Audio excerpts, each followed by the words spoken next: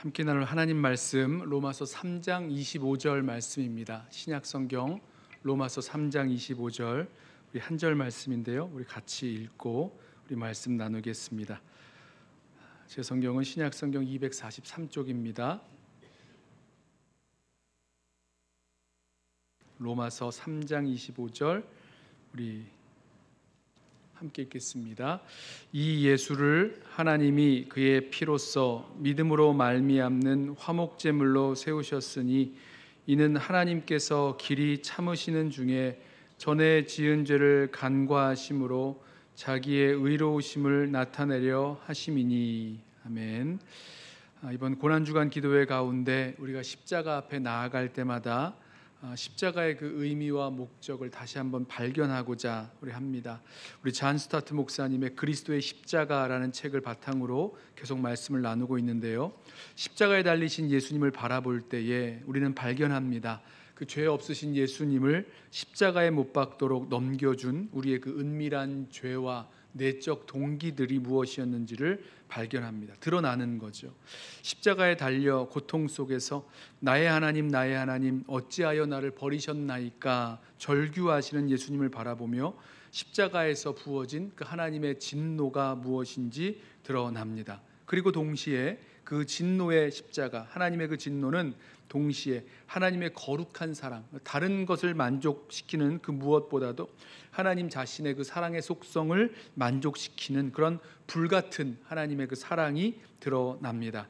또 십자가는 예수님께서 나를 위하여, 나 때문에 나를 대신해서 지신 대속의 죽음이었음을 우리 함께 보게 되었습니다. 자, 오늘은 십자가가 무엇을 성취했는지 성경에서 이 그림 언어로 말하고 있는 그 구원의 모습을 좀 찾아보려고 합니다. 우리는 이 십자가의 대속으로 말미암아 무엇으로부터 구원받았는지, 어디로부터 구원받았는지를 또 함께 보게 되겠죠.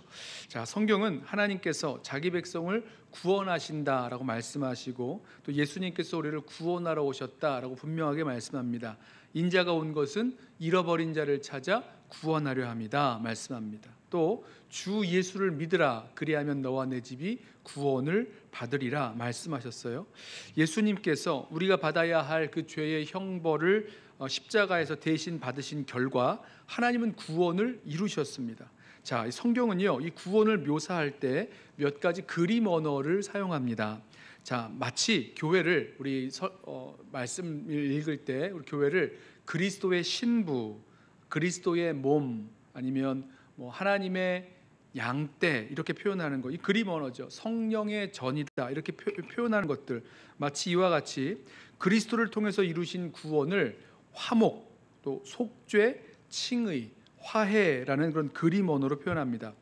제가 이렇게 말씀드리면 이거 신학적인 용어 아니에요? 이렇게 말씀하실 분들이 있는데, 제가 이렇게 그림 언어라는 말을 쓰고 있는 것은요, 이 단어들 우리가 이제 신학적인 어떤 교리적인 그런 단어로 들리는 화목 혹은 화목제물, 속죄, 칭의, 화해라는 이 단어가 사실은 그 당시에 특별하게 사용되고 있었던 그런 영역이 있었기 때문에 이런 말씀을 드리는 겁니다. 자, 이 화목 혹은 화목제물, 이건 이제 성전 제사에서 쓰이는 말이었죠. 또 구속이란 말은 시장에서 거래할 때 쓰는 말이고요.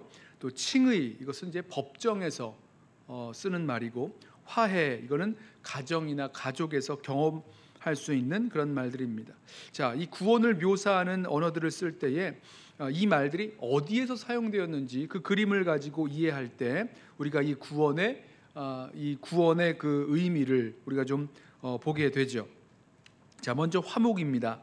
먼저 십자가의 구원을 이제 화목 혹은 이제 화목 제물로 성경은 표현하고 있습니다.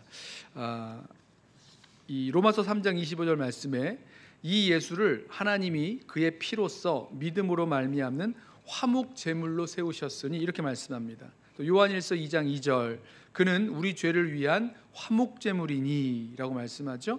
또 4장 10절에도 사랑은 여기 있으니 우리가 하나님을 사랑한 것이 아니요 하나님이 우리를 사랑하사 우리 죄를 속하기 위하여 화목 제물로 그 아들을 보내셨습니다.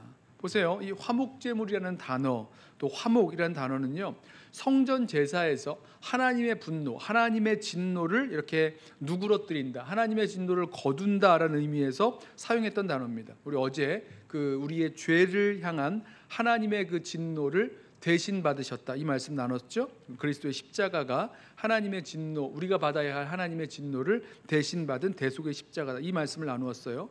자, 하나님의 진노하심이 화목 제물을 필요로 했다면 하나님의 사랑은 그 화목 제물을 세우셨습니다. 화목 제물로 내놓으셨다는 거예요. 데이비드 웰즈라는 신학자가 이렇게 말합니다. 인간은 죄로 말미암아 하나님과 멀어지게 되었고 하나님은 진노하심으로 말미암아 인간과 멀어지게 되었다. 바로 그리스도의 대속의 죽음 안에서 죄가 극복되었고 하나님의 진노하심이 풀려졌다. 그래서 하나님은 노여움 없이 인간을 바라볼 수 있게 되었다. 죄가 깨끗하게 사해지고 하나님께서는 화목제물을 받으셨다, 이렇게 말씀합니다. 그래요, 우리가 하나님의 그 진노하심, 하나님의 엄위하심 앞에서 하나님의 그 진노를 느끼며 감히 하나님 앞에 서지 못할 죄인으로 느껴지고 또 두려워할 때, 그때 우리가 붙들고 바라보아야 될 것이 우리를 위한 화목제물 되신 예수님의 그 십자가를 의지하고 하나님께 나아가야 될 것입니다. 이 화목제물이 되셨다라는 것은 우리가 무엇으로부터 구원받아야 할지에 대해서 말씀하고 있는 건데요, 바로 우리 죄를 향한 하나님의 진노로부터의 구원이죠. 예수 그리스도의 대속으로 말미암은 하나님의 진노로부터의 구원을 말씀합니다. 자, 두 번째로 하나님의 구원은요, 구속이라는 시장 용어로 표현되었습니다.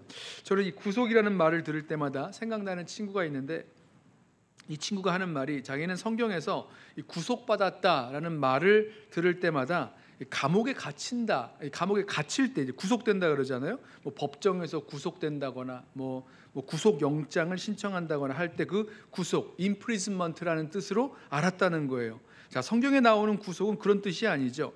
예수님 당시 이 시장에서 쓰는 말로 값을 지불하고 사는 것, 몸값을 지불하고 되사는 것을 말할 때 이 구속이라고 합니다. 자, 이 구속하다라는 동사, 리트로마이라는 동사인데요, 이게 어디서 나온 말이냐면 리트론이라는 명사에서 나왔습니다. 속전, 몸값, 석방대금이라는 그런 리트론이라는 명사에서 나온 말이에요. 시장에서 노예를 살 때 몸값을 주죠, 속전을 주죠. 이게 리트론입니다. 그리고 이걸 동사로 만들어서 리트로마이라고 만들었고, 우리 성경에서 구속받았다, 구속되었다라고 할 때 이 동사를 사용하고 있다는 거예요. 자, 보십시오. 십자가의 구원을 구속이라고 부르는 것은요, 우리가 구속받아야 할 상황, 값주고 살아와야 할 그런 처지에 있음을 전제하고 있는 겁니다. 이해되시죠? 누구를 구속합니까? 누구를 값주고 이렇게 사와야 되는 겁니까? 구약 성경을 보면 이제 빚을 갚지 못해서 팔린 그런 종들을 값주고 사오는 거예요. 전쟁에 져서 포로가 돼서 끌려온 그 전쟁 포로들, 돈을 주고 값주고 사오는 겁니다. 이게 바로 구속받아야 된다는 거죠. 또 태어날 때부터 노예로 태어난 사람들, 노예죠. 이런 사람들을 구속, 몸값을 주고 속전을 지불하고 되사오는 겁니다. 신약 성경에서는 이렇게 말하죠. 우리가 죄와 허물로부터, 또 율법의 저주로부터, 망령된 행실로부터, 또 우리 몸의 구속, 완전하게 이렇게 구속될 날을 기다린다, 이런 말씀들을 해요. 보십시오. 자, 이 구속이 어떻게 이루어졌습니까? 어떻게 값을 치렀다는 말입니까? 예수 그리스도께서 우리를 대신하여 십자가에 달려 돌아가심으로, 그 대속으로 말미암아 예수 그리스도의 생명이, 여러분 생명이 드려졌다고 했을 때 어제 말씀 기억하세요? 생명, 그럼 곧 피예요. 피뿌림, 그리고 생명입니다. 예수의 생명으로 값주고 사왔다, 예수의 피로 값주고 사왔다, 이 말씀을 하시는 거예요. 베드로전서 1장 18절에 너희가 알거니와 너희 조상이 물려준 헛된 행실에서 대속함을 받은 것은 은이나 금같이 없어질 것으로 된 것이 아니요 오직 흠없고 점없는 어린 양 같은 그리스도의 보배로운 피로 된 것이라 말씀합니다. 히브리서 9장 12절에도 염소와 송아지의 피로 하지 아니하고 오직 자기의 피로 영원한 속죄를 이루사 단번에 성소에 들어가셨다 말씀합니다.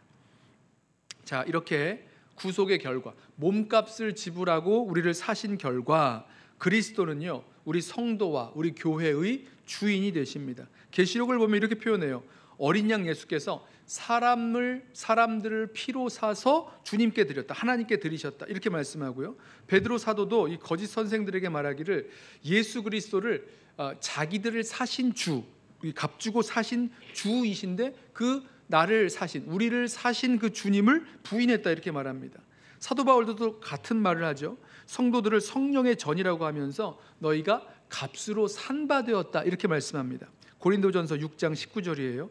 너희 몸은 너희가 하나님께로부터 받은 바 너희 가운데 계신 성령의 전인 줄을 알지 못하느냐. 너희는 너희 자신의 것이 아니라 값으로 산 것이 되었으니 라고 말씀합니다. 보세요, 값으로 사신 바 됐다는 겁니다. 저와 여러분이 예수 그리스도께서 십자가에 달려 돌아가신 그 생명으로, 그 피로 값주고 산 자가 되었다, 구속받은 자가 되었다, 이렇게 말씀하고 있습니다. 자, 무엇으로부터 구속받았어요? 우리를 사로잡고 우리를 종살이 시키고 우리에게서 왕노릇하던 것들로부터 구속받았어요. 그리고 이제는 나를 값주고 사신 주님의 것, 주님의 소유가 되었다는 것입니다. 어딘가에 묶인 것처럼 눌려서 종살이하는 우리들의 모습들, 어딘가에 팔려서 종살이하면서 살아가는 것처럼 느껴진다면 그때 우리 십자가를 바라보는 것입니다.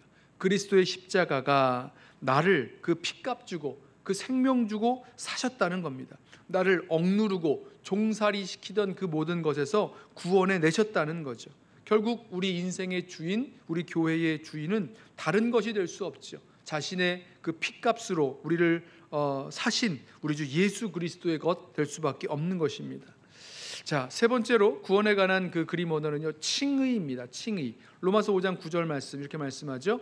이제 우리가 그의 피로 말미암아 의롭다 하심을 받았으니라고 말씀합니다. 자, 이 칭의는 법정 용어라고 말씀드렸어요. 여러분 법정 아시죠? 법정, 누군가가 어떤 혐의가 있어서 죄인으로 고소를 받았습니다. 그럼 이 사람의 잘못을 입증하고 또 형벌을 줘야 된다고 구형하는 검사가 있고, 그 사람의 형량을 줄이고 또 무죄임을 입증하려는 변호사가 있습니다. 그리고 그 검사와 변호사의 그 변론을 듣고 이 사람의 그 죄에 대해서 판결을 내리는 재판장이 있죠. 재판관이 이 사람은 죄가 없다, 이 사람은 옳다, 이 사람은 의롭다 라고 판결을 내리면 이를 칭의라고 합니다. 좀 어려운 말이지만 의롭다고 칭한다고 해서 칭의라고 해요. 이 칭의와 용서가 좀 비슷해 보일 수 있는데요, 이게 좀 다릅니다. 용서는 우리 벌을 면해주고 또 벌을 받지 않게 해주는 거라고 한다면, 이 칭의는요, 한 걸음 더 나아가서 적극적으로 이 죄인을 의롭다고 인정해 주는 것, 의롭다고 세워주는 겁니다. 이런 의미에서 이 칭의는요, 종말론적인 사건이에요. 그러니까 마지막 그 심판 때에 우리가 섰을 때에 내려질 판결이고 칭의죠. 하지만 그 마지막 종말에 있을 그 판결을 지금으로 앞당겨서 의롭다라는 그 판결을 내릴 수가 있습니다. 칭의의 판결을 받게 됐어요. 왜 그러냐 하면 그리스도께서 우리를 대신하여 모든 정죄를 받으셨기 때문이라는 겁니다. 자, 칭의의 근원은 어디에 있습니까? 하나님의 은혜죠. 하나님의 은혜로 값없이 의롭다 하심을 받았다, 성경은 말씀합니다. 그 칭의의 근거가 어디에 있습니까? 예수님의 피죠. 그 피를 인하여 의롭다 하심을 얻었기 때문에 예수 그리스도를 통해서 그 죄에 대한 처벌을 대신 담당하셨기 때문에 칭의의 근거는 예수 그리스도의 피에 있습니다. 칭의의 수단은요, 믿음으로 말미암아 의롭다함을 얻습니다. 인간의 행위와 어떤 공로 때문이 아니라 우리가 자랑할 만한 것이 없고 오직 믿음으로 말미암아 의롭다함을 얻는다 말씀합니다. 그리고 칭의의 결과 우리는 정말 의롭게 되었어요. 신분적으로 의롭게 된 것을 우리 알게 되어 있습니다. 자, 우리의 죄와 허물, 잘못 때문에 우리 마음에 우리 자신을 정죄하려는 마음이 몰려올 때에 그때 십자가 바라보고 십자가 붙드는 겁니다. 나에게 죄가 있어요. 나에게 허물이 있습니다. 나에게 잘못한 건 맞습니다. 그러나 십자가에 내 대신 달리신 예수 그리스도께서 내가 내 죄로 받아야 할 형벌, 내가 내 죄로 말미암아 받아야 할 그 정죄를 다 받으셨어요. 그렇기에 공의로운 재판관이신 우리 하나님께서도 우리를 정죄하지 않겠다 말씀하십니다. 그리고 우리를 의롭다 칭하십니다. 그리스도의 의를 덧입었기 때문인 거죠. 그래서요, 우리 로마서 8장 말씀 기억하시죠? 만일 하나님이 우리를 위하시면 누가 대적하리요? 누가 우리를 송사하리요? 누가 우리를 정죄하리요? 묻습니다. 의롭다 하신 이가 하나님이신데 누가 우리를 정죄하겠느냐라는 것입니다.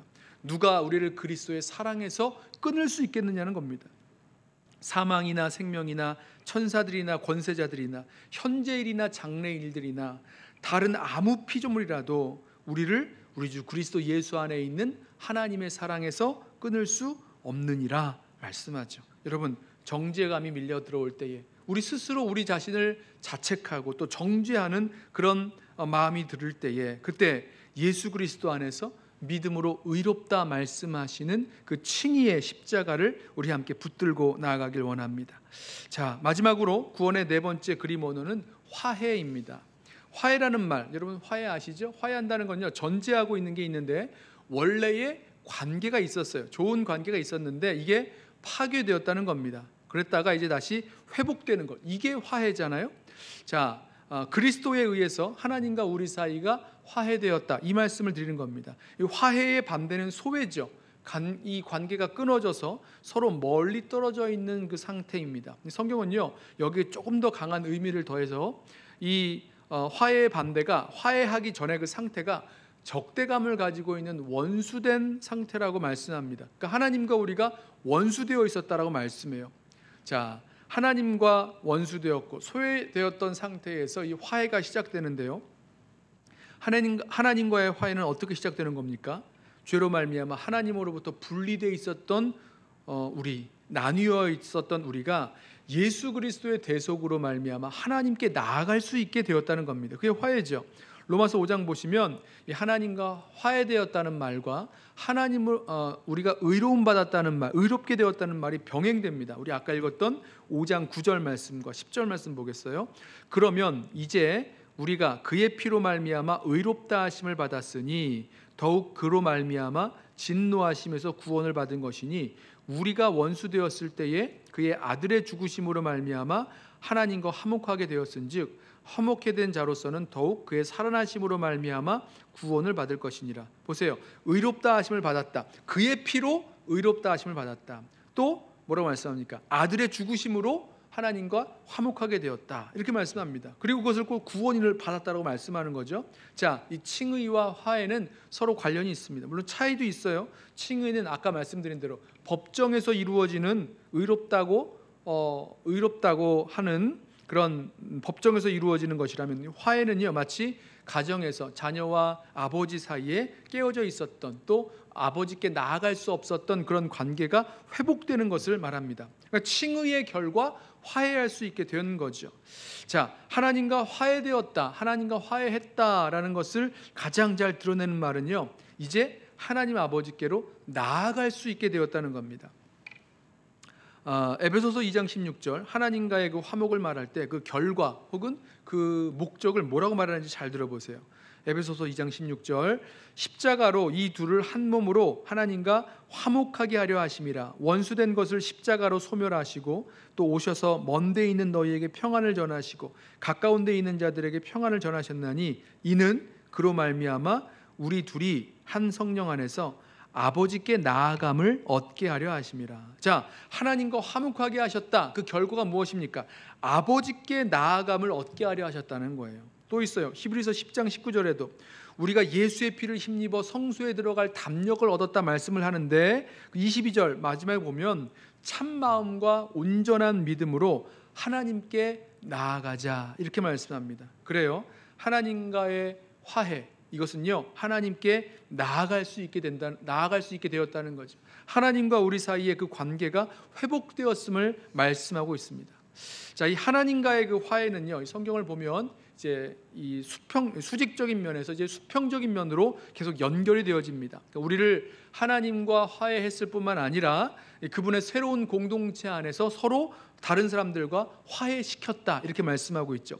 에베소서 2장 13절, 전에 멀리 있던 너희가 그리스도 예수 안에서 그리스도의 피로 가까워졌느니라. 화해했다는 거예요.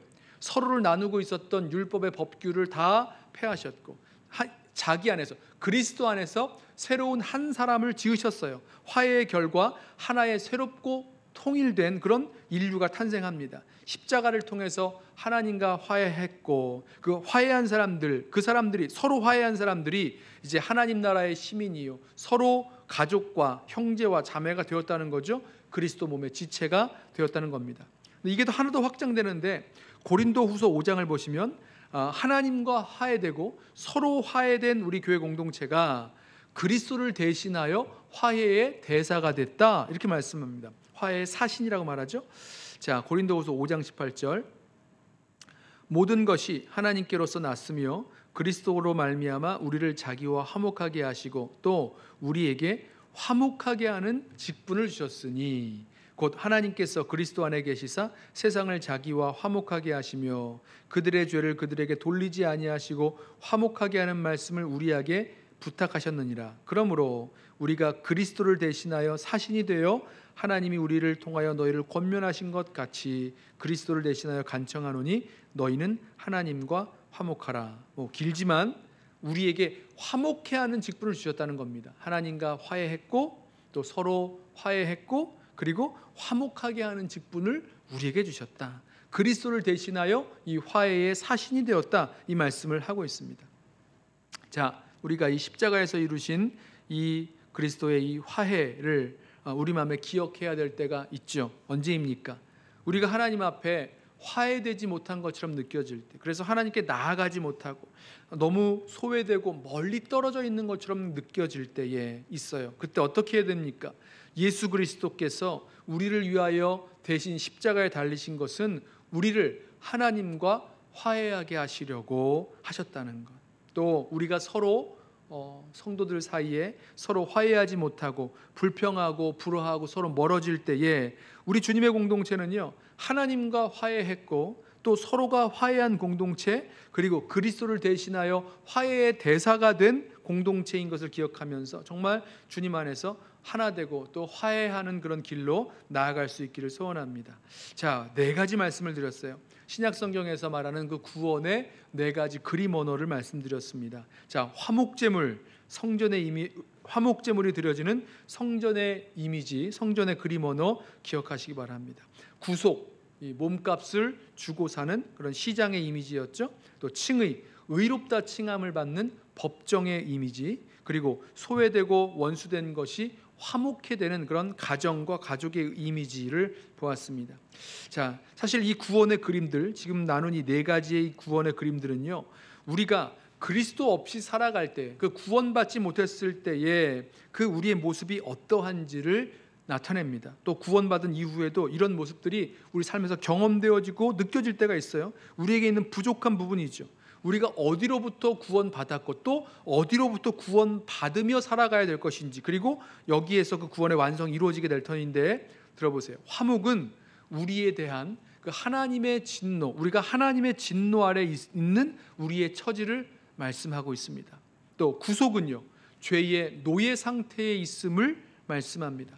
칭의는요, 우리가 우리 힘으로 어떻게 감당할 수 없는 죄책 가운데 있는 것, 죄에 대한 책임을 져야 되는 것 가운데 있는 것을 말씀하고 있고요. 화해는요, 우리가 하나님과 적대감 가운데 하나님으로부터 멀어져 있고 하나님의 원수가 되어 있는 그런 상태를 말하고 있어요. 자, 이 그림들이, 이 은유들이 우리에게 부족한 것, 우리에게 결핍한 것이 무엇인지, 그리고 우리가 무엇으로부터 구원을 받아야 할 존재인지를 우리들에게 분명하게 그려주고 있는 거죠. 자, 그 구원을요, 하나님께서 이루셨습니다. 예수 그리스도의 대속의 희생을 통해서 이 모든 구원을 이루셨다는 거예요. 제가 뭐 똑같은 말 계속하네라고 생각하시는 것처럼 4가지 그림 언어를 강조할 때마다 그 속에서 예수 그리스도의 그 대속의 희생을 통해서 이 화목이, 또 구속이, 또 칭의가, 화해가 이루어졌음을 계속해서 반복적으로 말씀을 드렸어요. 이 그리스도의 피로 말미암아 얻은 이 구원의 이 모습들을 성경은 아주 분명하게 말씀합니다. 들어보세요. 예수를 하나님이 그의 피로써, 이 예수를 하나님이 그의 피로써 믿음으로 말미암는 화목제물로 세우셨다. 우리가 그리스도 안에서 그의 피로 말미암아 속량, 곧 제사함을 받았다. 우리가 그의 피로 말미암아 의롭다 하심을 받았다. 지금 성경을 제가 지금 인용하고 있는 거예요. 전에 멀리 있던 너희가 그리스도 예수 안에서 그리스도의 피로 가까워졌다 말씀하고 있습니다. 그래요.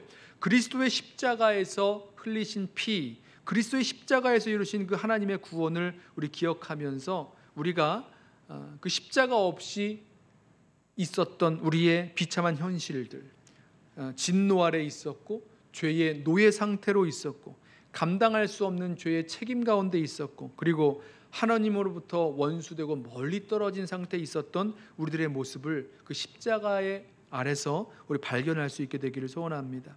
그리고 예수 그리스도의 그 피, 우리를 위한 그 대속의 죽음 때문에 하나님은 그분의 진노를 우리에게서 거두어 가셨고 또 예수님의 그 죽음은 우리를 이 값주고 사는 그런 속량할 그런 속전, 몸값이 되어 주셨고 또 죄 있는 자를 의롭게 하기 위하여 친히 죄인이 되어 주셨고 정죄를 받으셨고 또 우리를 위하여 무죄한 자가 이 진노를 받으셨다는 것 우리 기억하기를 원합니다. 그리스도의 십자가를 통해 이루신 하나님의 그 구원에 감사하면서 우리 주 예수 그리스도의 십자가를 붙들고 나아갈 수 있는 저와 여러분 되시기를 주님의 이름으로 부탁하며 축원합니다. 우리 함께 찬양하고